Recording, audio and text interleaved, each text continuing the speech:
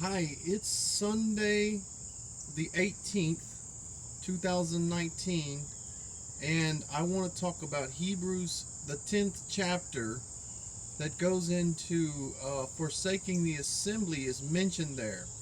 So, I already made a YouTube um, that covers the verse before it. Talks about to provoke one another to love and good works, and that's what these people were doing. The six different passages that talk about withdrawing or marking or not being equally yoked with someone who is in a sinful unbeliever and this way. The passages all have to do with eating. You know, they said they eat for naught, or he serves his belly. All these different texts have a different eating reference. So they were eating, they were praying over their food in love and good works. And so when you read this verse 24, it tells about the provoking one another to love and good works.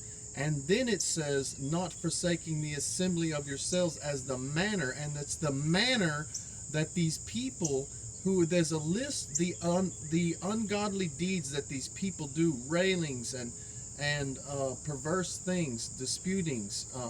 The things that this person does is a lot of willful sins that these people do, that you are to withdraw from, or that do not provoke one another to love and good works. So, it's the manner of them not to come to assembly and ever pray over their food for love and good works. That's the manner of them. So I want you to note that in the verse 25. And then the day, it says approaching. It says the day approaching in this verse. And commentaries want to say that this is Sunday, but it says in Acts 2 and in Acts 4 that they sold all their possessions and divided them amongst each other as each would have a need, and they continued daily. And so they were continuing daily, and it says they gave prayers and supplications daily. They were even fasting and praying, and it says several things that they did day and night even in the Bible. So they were definitely continually daily. So it was not encouraging one another to see the worship day coming, because every day they were worshiping. So I believe it is the judgment day.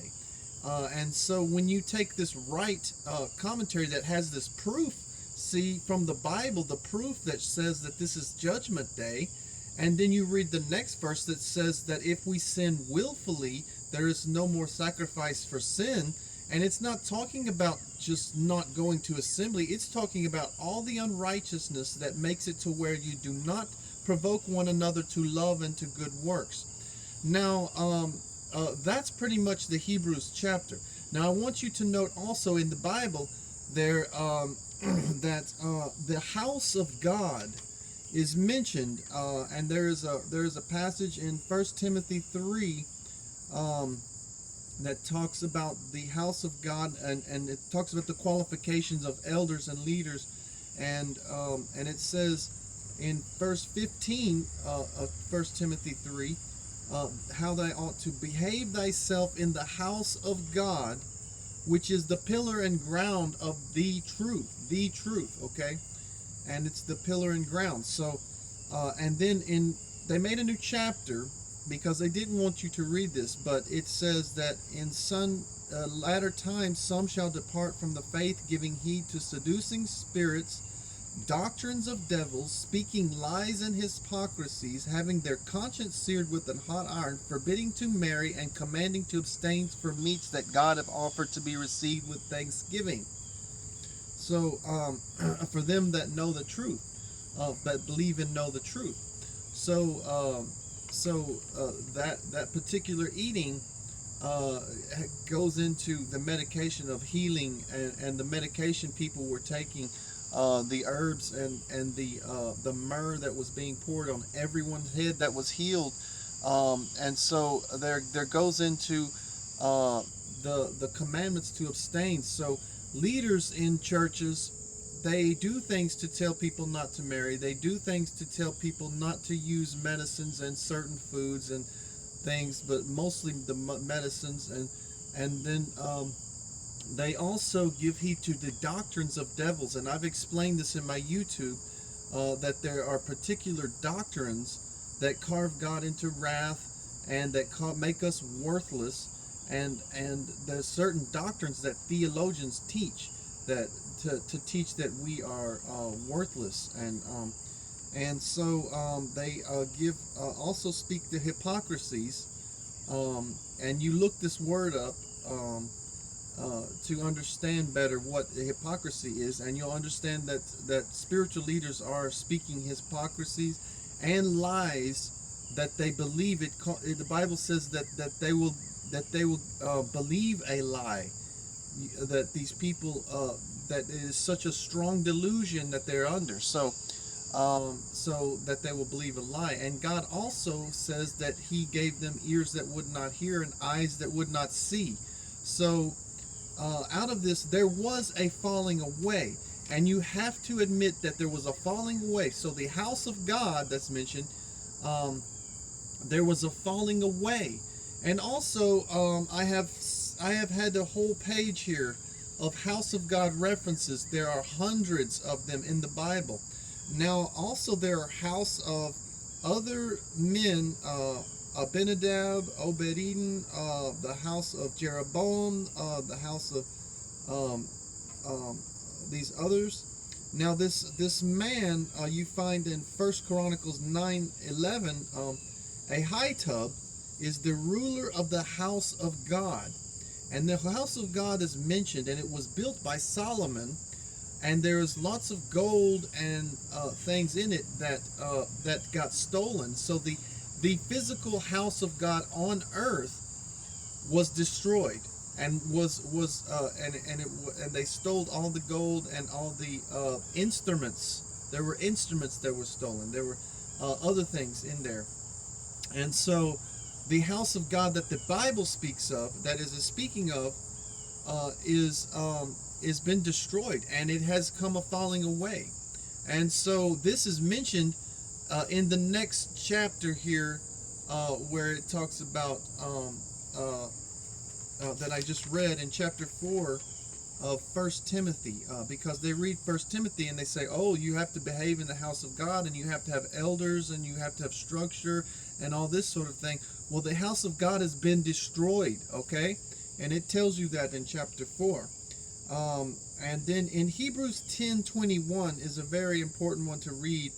Having a high priest now over the house of God, Jesus is our high priest. Let us draw into with a true heart, okay, a true heart, and full assurance of faith, having our hearts sprinkled with from an evil conscience, it says, but we have a good conscience.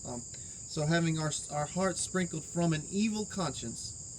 And then it says, our bodies washed with pure water. Now, this was before they bathed, and people would walk around fairly filthy unless they went to the streams and washed every day and tried to do this. But now we have bathtubs that we bathe every day. So our bodies are definitely washed with pure water. And these people speaking, their bodies had been washed with pure water. They were into baptism and the ceremonial washing that was going on with the Jews to go into the temple. They were starting to do this ceremonial washing of baptism and wash the flesh, because the things it mentions, having a true heart, full assurance of faith, and heart sprinkled from an evil conscience. This is the mind, this is the body, this is the healing, this is the salvation of getting the proper knowledge. This is the salvation, having the knowledge. The body washed saves nothing. In this verse, it is nothing but just having our outside of our body washed with pure water. So don't think that it means that having been baptized, because the baptism does not include having the true heart and the full assurance of faith and the heart sprinkled from evil.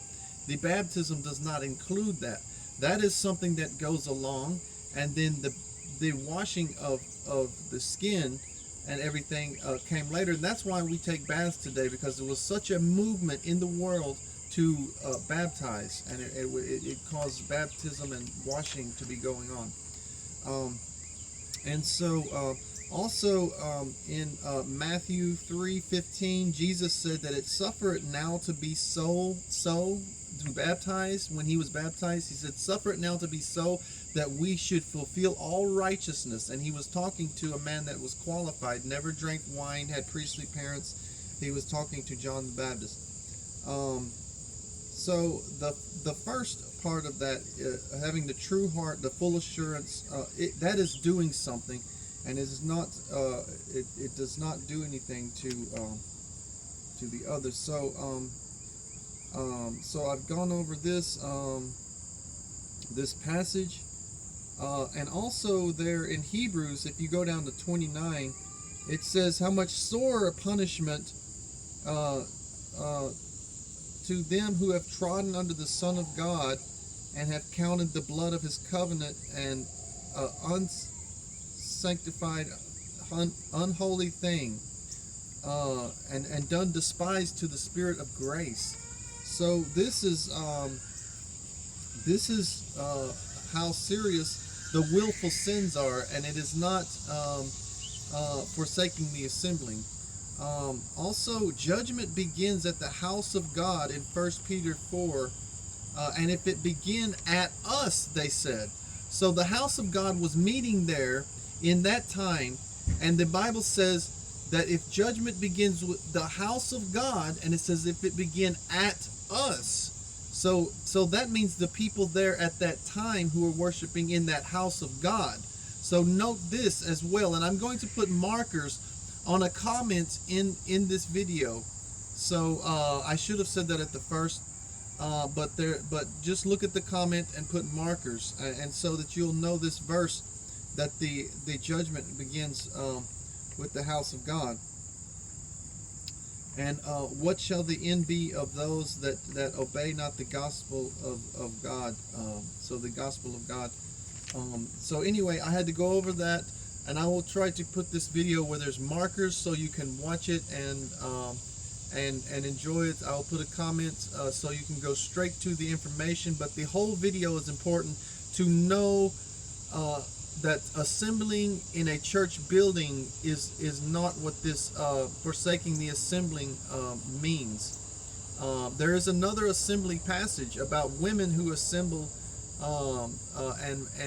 and were I do believe that it was not that good of a thing these women were doing at the assembly.